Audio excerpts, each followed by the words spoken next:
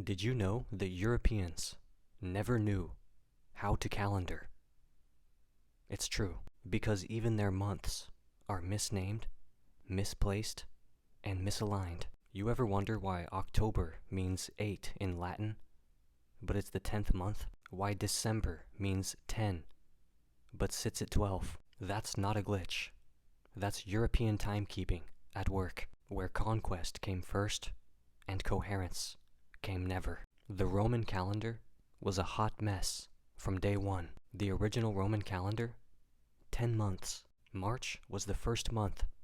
There was no January, no February, just a 61-day void called the dead of winter. They literally didn't count the cold. Hence, September equals 7, October equals 8, November equals 9, and December equals 10. And that system was already jacking time off a lunar cycle used by neighboring civilizations that were far more precise. Babylonians, Egyptians, Maya, who had intercalary systems and knew how to align season, ritual, and sky.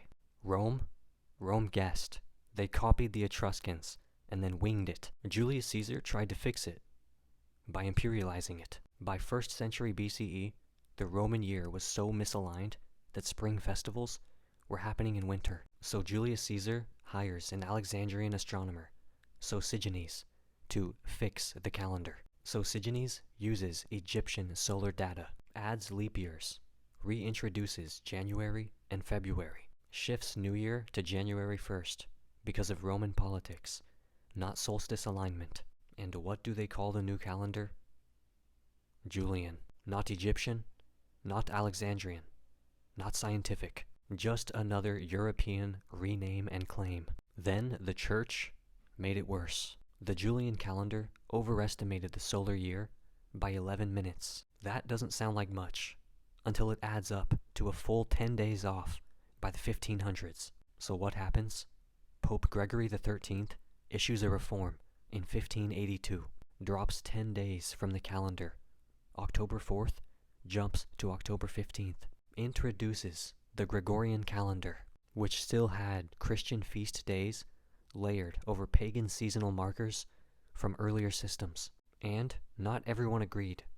Protestants rejected it for 170 years. The British didn't adopt it until 1752. By then, tax records, harvests, and historical events were out of sync across continents. Europe's calendar wasn't universal.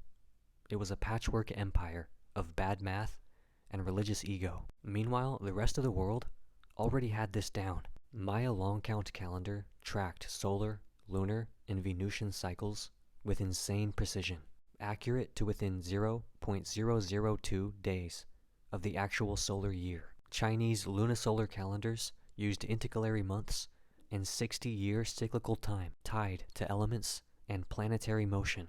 Islamic Hijri calendar tracked lunar months for ritual alignment, fasting, pilgrimage, not capitalist labor extraction.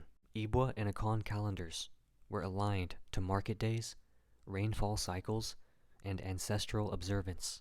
Tamil Pachangam synchronized celestial, agricultural, and ceremonial timing with centuries of data.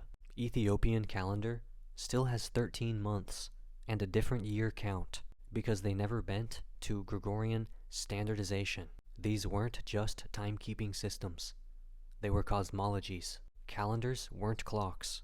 They were contracts with land, stars, and society. Europe didn't master time. They militarized it. Enclosure acts turned seasonal collective time into private land schedules. Church bells and factory whistles replaced ritual rhythms with labor discipline. Colonizers imposed Gregorian time to enforce bureaucracy and taxation, not spiritual alignment. In the Americas and Africa, indigenous timekeeping was declared pagan, primitive, or lost, then rebranded in museums. They didn't synchronize the world. They fragmented it, then sold the fragments back as standard. Europeans never knew how the feathered serpent to calendar. Europeans didn't invent time. They hijacked it. They didn't name the months right. They didn't track the seasons right. They didn't build their calendar. They just forced the world to use it. October means 8. It's the 10th month. That's European science for you. Cope.